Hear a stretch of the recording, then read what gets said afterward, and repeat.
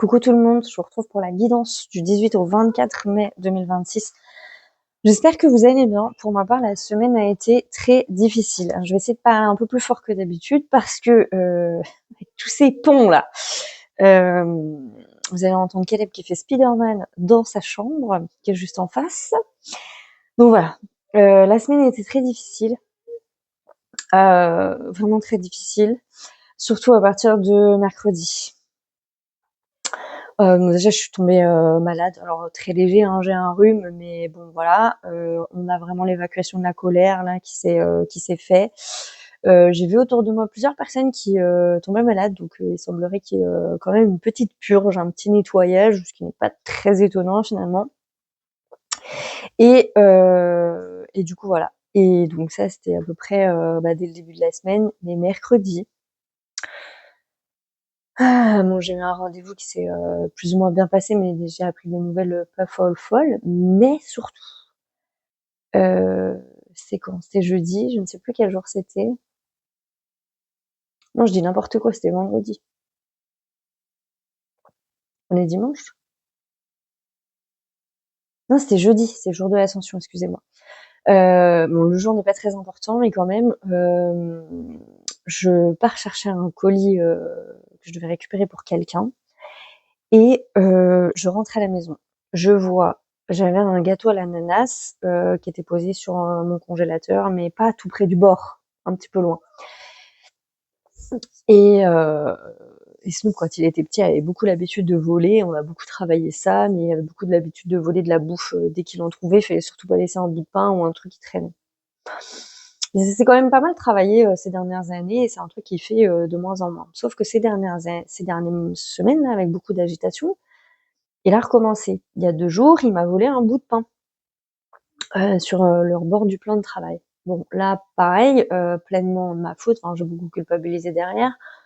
Sauf qu'il me l'a jamais fait, en fait, de voler un plat. Donc là, qu'est-ce qu'il a fait? Il a profité de notre absence pour faire tomber le plat par terre et manger le quart de gâteau à l'ananas qui restait. Sauf qu'il a ingéré du verre. Donc je vous explique pas la panique à bord quand je constate ça en rentrant. J'appelle le veto complètement en panique, en me demandant ce que je dois faire. Il y avait un peu de sang par terre parce que je pense que quand il a ingéré le verre, forcément, il s'est blessé la bouche. Je revérifie sa bouche, je vois rien d'apparent. Bon, forcément, il est pas très bien, mais parce qu'il a totalement conscience qu'il a fait une bêtise. Voilà, donc moi je le dispute pas, mais je suis inquiète, quoi. Donc voilà, le veto au début il me dit de venir, puis après il me rappelle, il finit par me dire en fait ça sert à rien, donnez-lui beaucoup de courgettes et puis voilà, faites en sorte qu'il élimine et puis surtout surveillez-le, quoi. Par chance, je dis bien par chance parce que vraiment si on est de l'ordre du miracle, hein, il n'a rien eu, il va bien. Il n'a pas eu, semble-t-il, de séquelles, quelles qu'elles soient. Effectivement, les morceaux de verre qu'il a ingérés sont bien sortis. Mais on avait quand même des morceaux de verre assez conséquents. Donc vraiment beaucoup de chance. Ça m'a fait une montée d'horreur. Alors, petite précision au passage, quand vous vivez un truc avec le verre, il y a 2 types d'énergie. Quand vous êtes en train de faire quelque chose, soit de manipuler un plat, soit vous faites votre ménage, il y a quelque chose en verre qui tombe. C'est une énergie qui le libère. D'accord? Le plus souvent, c'est ça. Si vous avez du verre cassé et que soit il y a je sais pas, danger pour une personne autour, ça peut être votre enfant, votre animal ou vous-même, c'est-à-dire que vous vous blessez, voilà, c'est une attaque. Il y a beaucoup de gens qui ont fait des vidéos cette semaine sur le fait qu'il y avait des attaques. Bon, personnellement, effectivement, je l'ai vécu. Donc voilà, c'est un peu la différence pour le notifier, parce que faire casser du verre, c'est pas toujours une attaque. Quand je vous dis c'est un truc qui pète, mais il y a aucun blessé, il y a aucun risque, il y a rien, c'est une énergie qui se libère, quelque chose qui part très souvent. Par contre, si vous avez, comme je vous avais raconté quand Caleb était petit, Il fait tomber un saladier, sauf qu'il a les pieds dans les morceaux de verre. Snoop ingère du verre. Vous vous coupez en faisant quelque chose avec du verre, ou le verre vous éclate dans la main. Il y a beaucoup plus de chances que ça soit une attaque. Très concrètement. Voilà, c'est la petite parenthèse que je voulais vous faire, voilà, pour vous repérer. Bon, cela dit, une fois que c'est dit, voilà, c'est pas très étonnant sur un phénomène d'ascension, puisque c'était l'ascension ce week-end, qu'il y ait de ce genre de phénomène. Ça vient faire monter la peur, ça vient, voilà, ça vient nous chahuter. Bon, plus de peur que de mal, faut pas aller dans la peur, c'est tout l'enjeu. On passe à la guidance de la semaine. Là j'ai utilisé donc le tarot Soufi d'Ayada Hussein pour la semaine. Et en début de semaine, on a le 4 d'épée. Alors on a beaucoup le 4, puisque vous allez voir, milieu de semaine on a le 4 d'épée. Début de semaine on a le 4 d'épée, milieu de semaine on a le 4 de bâton. Donc le 4, on est sur une énergie de sécurité, d'ancrage, beaucoup de stabilité et d'ancrage dans l'incarnation. Alors ça m'étonne pas, parce que finalement là on a eu l'ascension avec beaucoup de remontées d'informations, et là sur la semaine prochaine, effectivement il y a une notion de stabilité, d'ancrage de ce qui a été travaillé ces 15 derniers jours.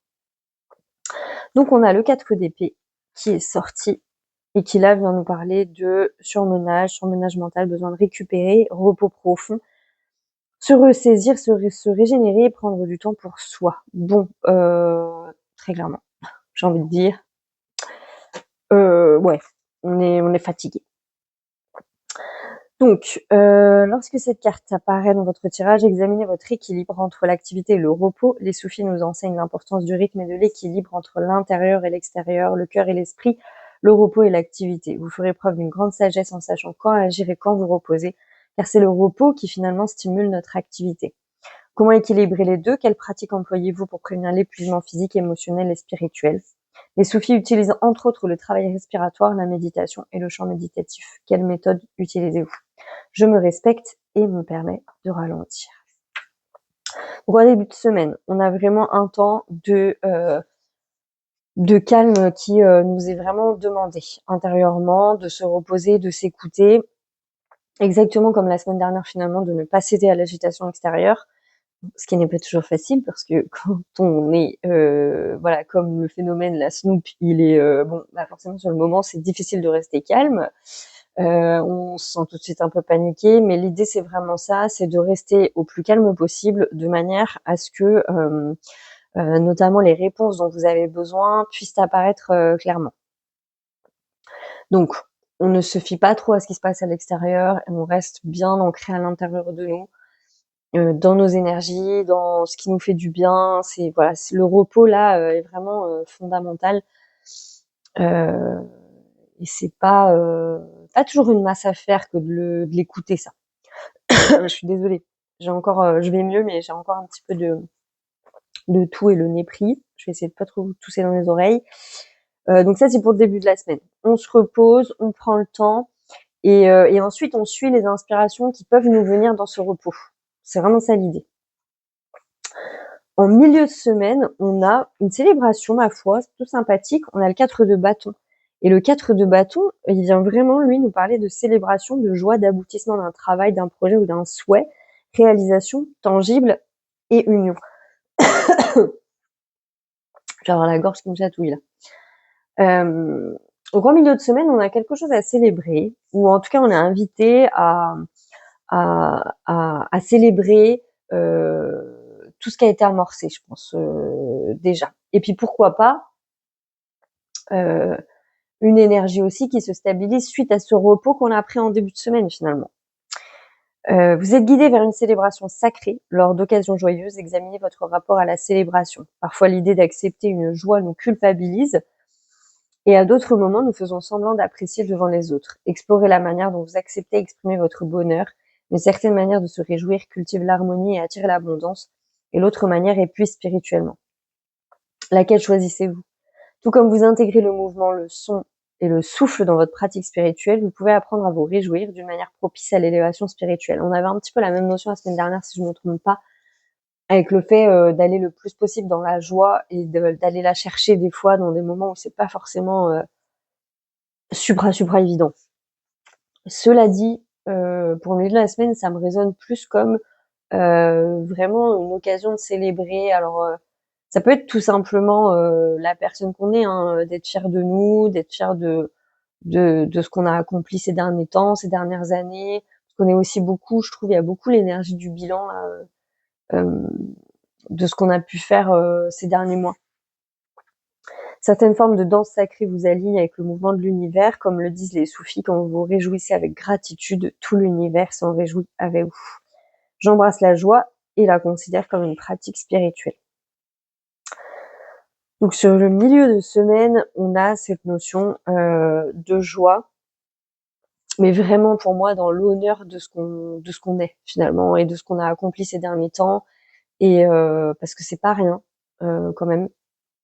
C'est important, je trouve, à des moments de se le redire. On a quand même beaucoup épuré, on travaille beaucoup sur nous, on est très fatigué de tout ça aussi. Donc c'est important de se célébrer et de célébrer la belle personne qu'on est, de se rappeler tout ce chemin parcouru, le fait que bon bah c'est vrai qu'aujourd'hui on n'est peut-être pas au point d'accomplissement rêvé, mais on a fait quand même énormément de chemin, et on n'est plus la même personne qu'il y a 6 mois, on n'est plus la même personne qu'il y a 1 an, et on tend vers du mieux.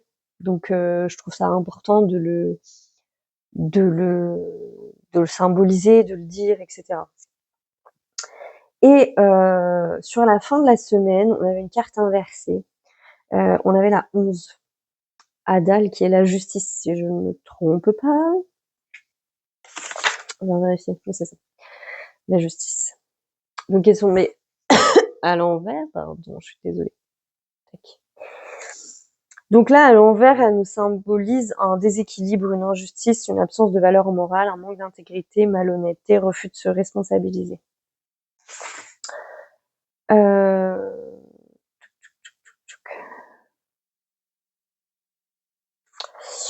Donc, quand cette carte apparaît dans votre tirage, sachez que votre karma est de votre côté et qu'une décision juste sera prise.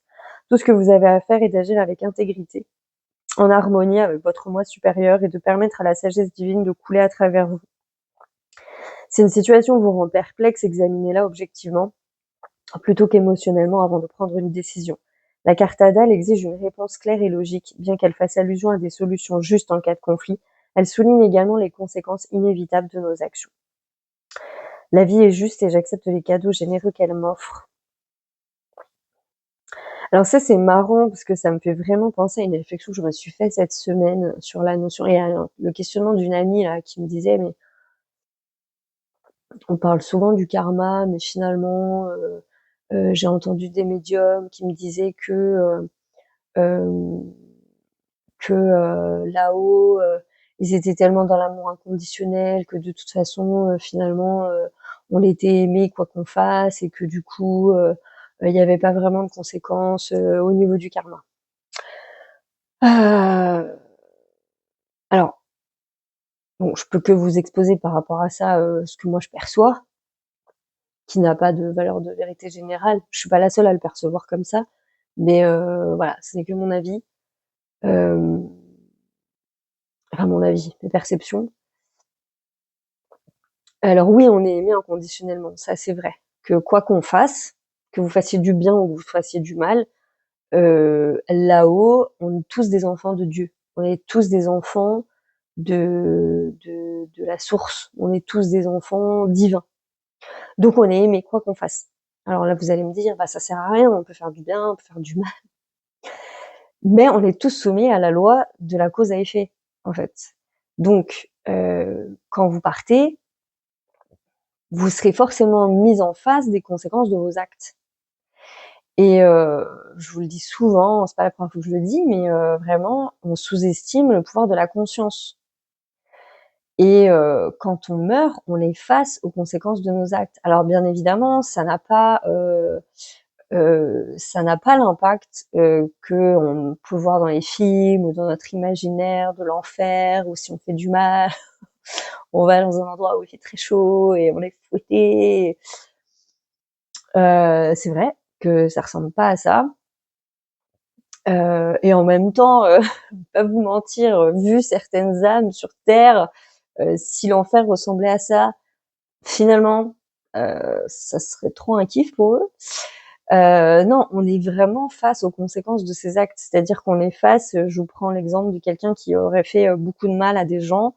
Il sera confronté à la douleur qu'il a imposée aux autres, en fait.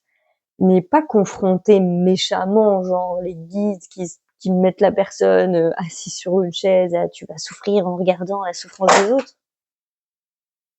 Finalement, ça tombera pas plus bas. Non, c'est vraiment un état de conscience plus élevé. Donc en fait, on se retrouve avec l'empathie qu'on n'arrivait pas à avoir sur Terre finalement. Donc on voit, on ressent ce qu'on a pu faire à travers nos actes. Honnêtement, pour l'avoir vécu mais tellement de fois avec des âmes, c'est, je le crois sincèrement, la pire punition du monde, parce que il y a rien de pire, et ça vous avez pu tous l'expérimenter dans vos vies, il n'y a rien de pire que d'avoir la conscience qu'on a fait du mal à quelqu'un, parce que la seule chose qu'on a envie, c'est déjà on a mauvaise conscience et on n'a qu'une seule envie, c'est de rattraper les choses, de demander pardon, d'avoir cette envie incessante de revenir en arrière, sauf qu'on peut pas revenir en arrière parce qu'on peut pas défaire le mal qu'on fait. Et on sous-estime ça. On préfère, des fois notre mental il serait rassuré que l'autre il souffre, on le fasse souffrir, on veut. Mais je vous jure qu'il y a rien de pire que ça. Vraiment, c'est très très difficile. C'est très très difficile d'être face à soi-même et de conscientiser tout le mal qu'on a pu faire aux gens, vraiment. Donc ça prend bien évidemment en fonction des gens, des ampleurs différentes, des formes différentes, etc. Mais dans l'esprit, on est vraiment face à sa conscience, quoi. Donc ça m'a fait penser à ça cette semaine avec ce questionnement-là que j'ai eu. Et puis ça m'a fait penser aussi beaucoup à ce qu'on voit actuellement sur Terre par rapport à toutes ces histoires-là de stars qui sont accusées et où il y a beaucoup ce débat sur voilà, présomption d'innocence, est-ce qu'on interdit les personnes ou pas de jouer, est-ce que au contraire on attend que la justice et tout. Alors c'est toujours très complexe, mais finalement ça vient vraiment nous rappeler aussi notre rapport à la justice. Là c'est vraiment, je parle en termes de réflexion, pas en termes de jugement, euh, de se dire, parce que je me suis fait plusieurs fois la réflexion de me dire, c'est vrai, bah c'est quand même délicat parce que ou même là le cas du youtubeur là qui a euh, qui a piégé un pédocriminel avec de l'IA là. Et on se dit bah c'est vrai, oui, il faudrait également laisser faire la justice. Et en même temps, la justice, on le voit bien dans ces cas-là, elle ne fait absolument rien. Alors, encore une fois, c'est pas un jugement, c'est une constatation. Il n'y a pas les moyens, les gens n'ont pas les moyens de bien faire leur travail, en fait. Donc, c'est pas forcément la faute non plus des agents de justice. C'est tout un système qui dysfonctionne très clairement. Donc, quand ça dysfonctionne, bah, forcément, on a tendance à se dire, bah, on va se débrouiller, en fait, entre nous, quoi. Et, euh, et finalement, voilà. Puis ça pose la question après de est-ce qu'on expose ces personnes-là? Parce que quand on expose ces personnes-là, bah on les expose au lynchage, on les expose à de la vengeance, on expose leur famille aussi par voie de conséquence. Et c'est vrai que est-ce que ça le justifie? Tout ça, c'est des questions que tout ce qu'on vit collectivement soulève. De se dire c'est quoi notre rapport à la justice finalement? euh, c'est difficile quand on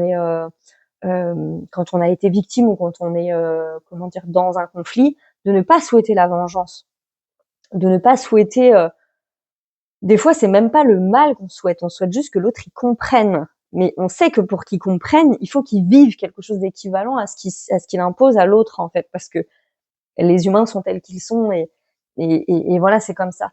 Et c'est enfin pour moi, c'est une réflexion sur le week-end prochain beaucoup plus large sur finalement qu'est-ce que c'est que la justice pour nous, la justice terrestre, la justice divine, comment on comment on envisage les choses, comment on perçoit les choses et comment on agit en fait finalement plus simplement. Je vais ramasser ça parce que j'ai besoin de mes cartes, excusez-moi. Mais pour moi, c'est une réflexion beaucoup plus large sur ces sujets-là, autour de la justice justement. Excusez-moi. Donc Adal est un symbole de vérité, d'équité et de loi. Archétype de l'honnêteté, c'est une énergie majestueuse où la vérité prévaut et la justice est servie. Donc où la vérité prévaut. Pour les soufis, Adal se réfère aussi à la sensibilité morale, qui est une forme de rétrospection, d'évaluation et de comptabilisation de ses actions. Les soufis font la différence entre la justice et la loi, ainsi que la justice divine imprégnée d'amour et de pardon. Ça aussi, c'est très important. Et la justice de l'homme entachée de partialité et d'erreur en raison de l'ombre projetée par le moi limité. Cette différenciation est très bien décrite par le sage soufi Hazrat Anayat Khan. Chaque jour est le jour du jugement et chaque heure est l'heure de la justice. Un criminel va s'échapper des barreaux d'une prison, mais il ne pourra pas se dérober du ciel. Il y a le juge intérieur et le juge extérieur. Quand ses yeux sont fermés, il est jugé de l'intérieur. Quand ils sont ouverts, il est jugé de l'extérieur. Nous sommes continuellement dans une cour de justice. Si nous ne le percevons pas, c'est parce que nous sommes intoxiqués par la vie et comme un ivrogne dans un tribunal, nous ne voyons ni le juge ni la justice. C'est pour ça que je vous disais, pour moi, sur le week-end prochain, c'est une vraie réflexion globale sur la notion de vérité, de justice, de jugement aussi. Et Caleb m'a dit un truc très intéressant hier soir. On était posé juste avant qu'il s'endorme et il me dit mais tu sais maman, il était pas facile hier soir. Puis il me dit mais tu sais maman, on a tous une dose de méchanceté en nous. Puis je lui dis ah bon? Il me dit bah oui oui, on en a tous hein. Je lui dis bah oui, c'est pas faux, on a tous une dose de méchanceté. Puis il me dit bah mais par contre en fait faut la contrôler quoi, pour pas que ça devienne trop compliqué. Puis je lui dis oui, puis il me dit bon j'avoue aujourd'hui j'ai laissé la haine un peu me parce qu'il était très en colère hier soir, mais vraiment très en colère, il avait un débordement de colère. Donc il projetait sa colère sur moi bien évidemment. Mais je sentais c'était voilà, il y avait un truc fallait que ça sorte quoi. Et je trouvais ça intéressant parce que c'est très vrai. On a tous un fond de méchanceté en nous, on est on n'est pas à l'abri de blesser ou de faire du mal à des gens. Et collectivement, je crois que c'est vraiment une question qui se pose, c'est-à-dire comment on envisage tout ça alors qu'on est dans un collectif où on a de plus en plus d'infos qui nous appellent beaucoup à cette notion de justice, qu'elle soit divine d'ailleurs ou qu'elle soit terrestre, et de se dire bah ok, mais finalement c'est quoi notre rapport à la justice finalement par rapport à tout ça? Sur la présomption d'innocence, c'est exactement la même chose, c'est de se dire bah oui, est-ce qu'on va interdire un artiste alors qu'il n'est pas encore jugé? C'est vrai que la question se pose. Et en même temps, bah oui, mais quand la justice elle fait pas son travail, encore une fois, on se dit bon bah on pourrait tenter de régler les choses par nous-mêmes. Mais du coup on règle les choses par nous-mêmes, mais pareil, quelle forme ça prend? Comment?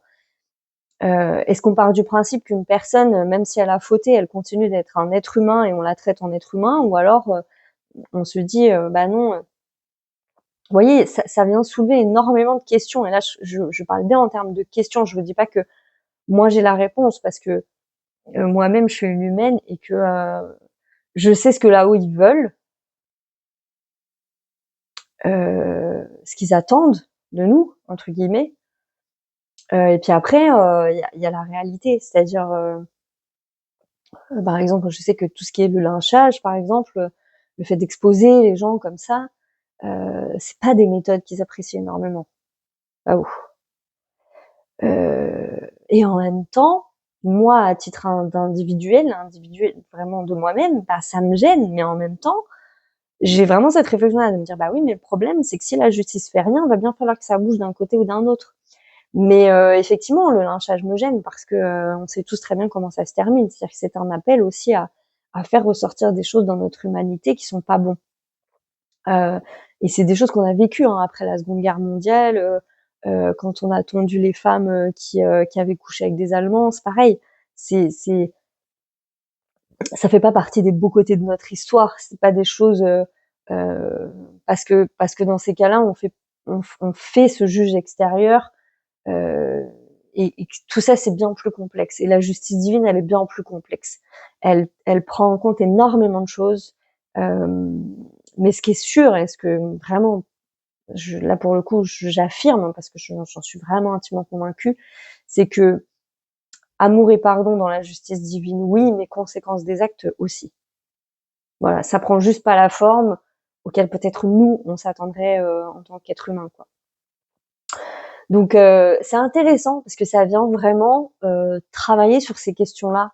Alors ça peut bien évidemment, nous résonner à titre individuel, hein, parce que cette question, elle est valable aussi, pour nous, par rapport à gens qui nous blessent, par rapport à la notion du pardon qui est si difficile ou encore une fois, je le répète parce que je trouve ça important de le répéter, mais moi je mets pas d'injonction au pardon, je peux que constater qu'on y vient quoi qu'il arrive. Voilà, ça prend le temps que ça prend. Mais on finit toujours par y arriver parce que sans pardon, on est attaché à quelque chose et que souvent même, j'ai encore entendu hier dans un témoignage, accorder son pardon, c'est, heu, être en capacité d'arrêter justement de donner du pouvoir à la personne qui nous a fait du mal. Alors que quand on n'est pas dans le pardon et qu'on est attaché à la colère, on nourrit, y compris cette personne-là. Et je crois que c'est important quand on a été victime de quelque chose, quoi que ce soit, même une blessure, je veux dire, basique, quelqu'un qui nous a fait du mal, de ne pas être attaché à cette colère parce que cette colère, elle nous rattache et qu'elle nourrit l'individu qui nous fait du mal.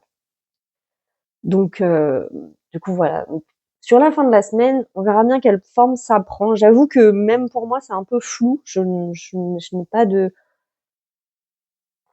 trop d'idées de ce qui va se passer sur la fin de la semaine. J'ai pas regardé là s'il y avait des événements spécifiques ou quoi.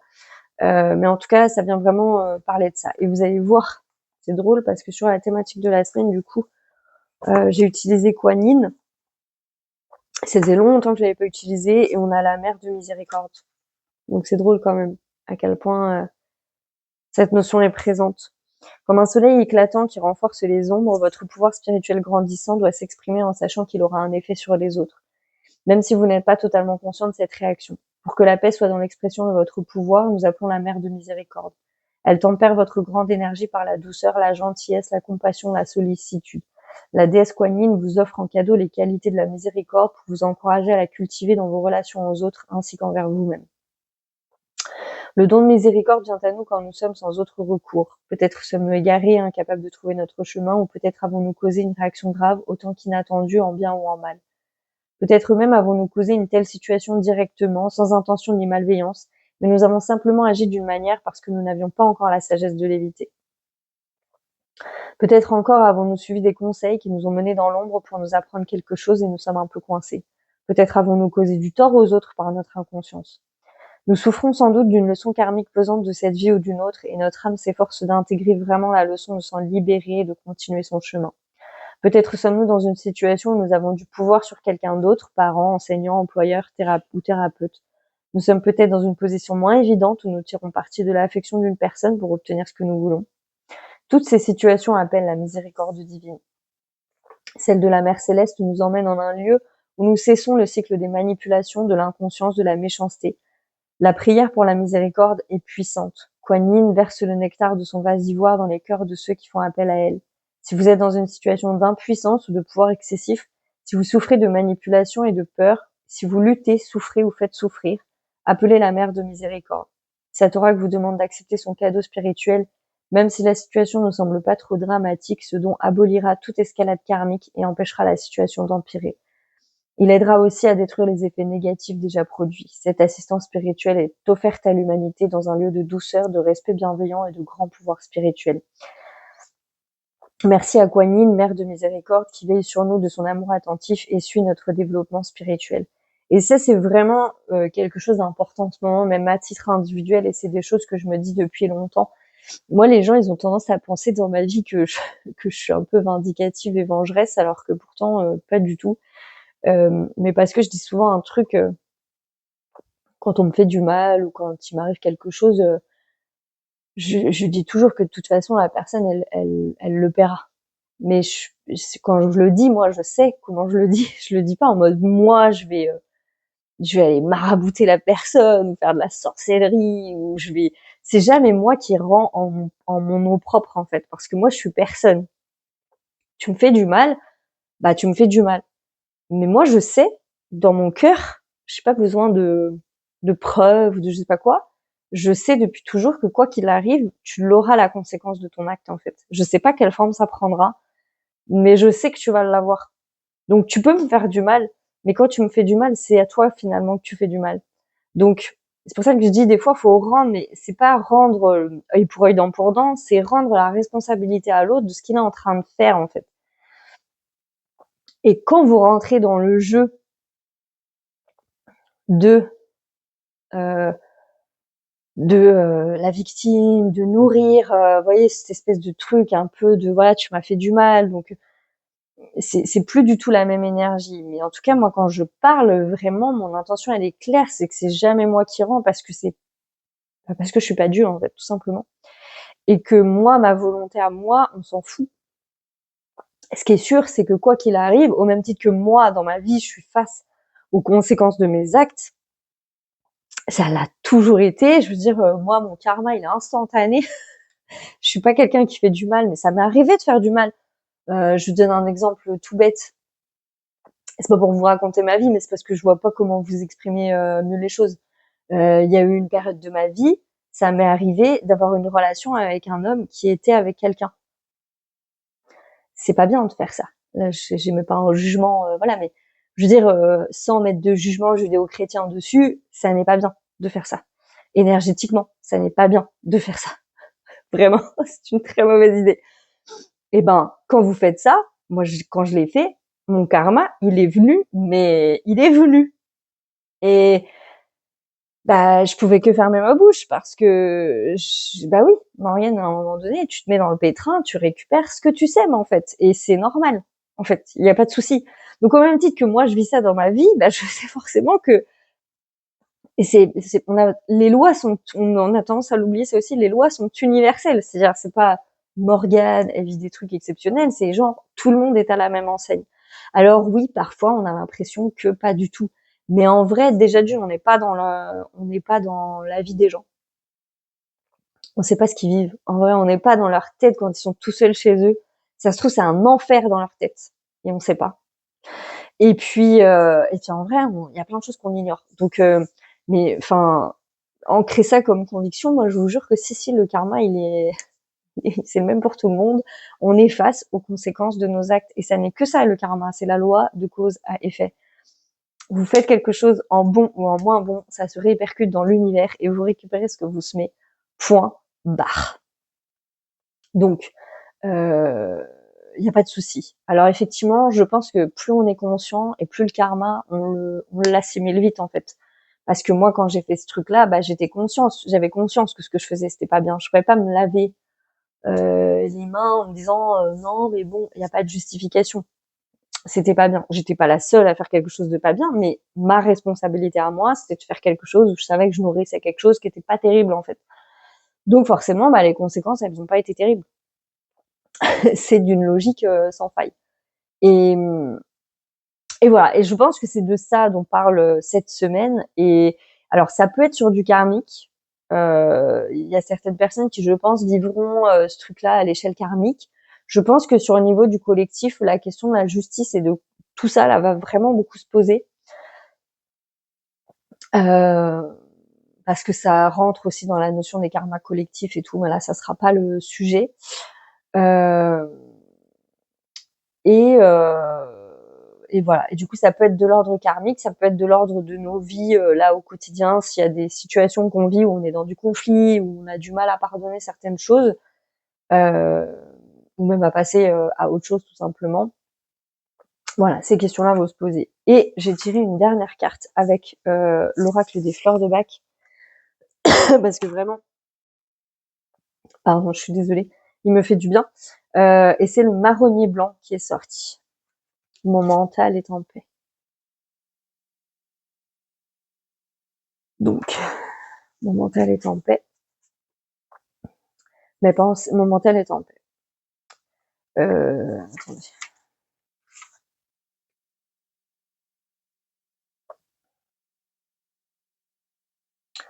Moi, je l'ai tiré à l'endroit, mais je vais peut-être la lire en entier.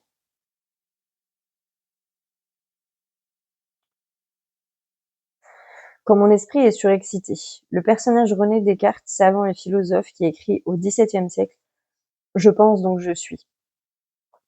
Des fleurs de marronnier entourent la tête du personnage, elles peuvent apparaître comme des rouages de l'esprit tournant inlassablement ou des émanations libres et créatrices d'un mental apaisé. L'arbre enracine dans le présent. Donc on retrouve cette notion d'enracinement qu'on avait sur le début de la semaine avec Sue 4. Et ça, effectivement, en ce moment, de toute façon, l'enracinement dans le présent est très important. La personne, le déséquilibre émotionnel qui peut être lié à cette carte, la personne est en proie à des idées fixes qui l'empêchent d'être totalement présente aux autres et d'appréhender en conscience la réalité du moment. Manquant d'ancrage pour s'équilibrer, elle laisse tout pouvoir à son mental qui rumine les pensées jusqu'à l'obsession. Elle revient en boucle des situations ou des conversations, fait les questions et les réponses, pense à ce qu'elle aurait dû faire ou dire. Je me sens pas du tout concernée par cette carte. Quand le problème qui l'obsède est résolu, un autre apparaît immédiatement. Ce ressassement continu occupe toute la place, brouille l'esprit et fait perdre le sens des priorités. Nourrissant l'émotionnel, il accentue les inquiétudes et ne débouche sur aucune solution concrète. Comment retrouver le silence intérieur? Soumise à un incessant bruit intérieur, la personne marronnier blanc s'épuise et perd le sommeil. Elle essaie de chasser les idées qui la torturent, mais le mental ne peut pas être contrôlé par le mental. Son visage trahit souvent son état de tension, en particulier le front et le pourtour des yeux. Oui, on voit un petit peu les rides, c'est pas la peine d'en rajouter. Ne pas confondre avec charme, dont la fatigue mentale est due à la monotonie de la vie, ou marronnier rouge, dont les pensées inquiètes sont tournées vers autrui. Les bienfaits de l'élixir de marronnier blanc: il aide à laisser passer les pensées sans s'en emparer, ni les prendre trop au sérieux. L'être s'ancre dans le présent, ses idées s'éclaircissent, il retrouve concentration et objectivité. Plus disponible au quotidien, il est aussi plus attentif aux autres. L'élixir procure une grande détente mentale. Il instaure un espace de paix intérieure d'où jaillissent des réponses et des solutions créatives. L'intuition se libère, l'esprit devient un ami fiable et serein. Le plus, il est issu du même arbre que l'élixir de bourgeon de marronnier. Tous deux sont destinés aux personnes qui tournent en rond dans le mental ou dans leur expérience de vie. Les qualités associées: clarté d'esprit, concentration, sérénité, lucidité, discernement, calme mental et créativité. Les mantras qui réconfortent: les pensées ne font que me traverser. Mon esprit est libre et paisible. Et les réponses surgissent du calme mental. Donc la pierre, c'est la labradorite, clarifie et fluidifie les pensées. Ces jeux de couleurs irisées permettent d'élargir les points de vue. L'huile essentielle en olfaction, l'élémie, favorise le silence intérieur et invite à plonger à l'écoute de sa propre vérité. Il aide aussi à entendre les messages de la vie. Et l'acte libératoire, percevoir les idées comme des oiseaux qui nous traversent sans s'attarder. On peut également écrire ce qui nous obsède pour nous en dégager. Voilà, je l'ai lu en entier parce que comme ça, vous voyez un petit peu comment il est construit, cet oracle. Je l'aime énormément. Vraiment, c'est mon nouveau bébé d'amour. Je l'aime trop. Voilà, voilà. Bon, de toute évidence, nous sommes appelés à calmer notre mental cette semaine. Alors, reposons-nous, méditons, colorions, dansons, chantons. Si vous avez d'autres d'autres verbes d'action, n'hésitez pas en commentaire. Voilà, et on se retrouve demain soir en live pour le live du lundi soir, comme d'habitude. Voilà.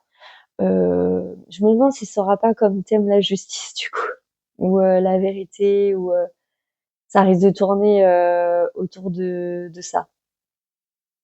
Je pense. Encore une fois, si vous avez des inspirations, des questions, n'hésitez pas, c'est le moment qu'elles soient traitées en live. Voilà, je vous souhaite une excellente semaine. apparemment on a le retour de la chaleur, donc on croise les doigts et voilà, prenez soin de vous.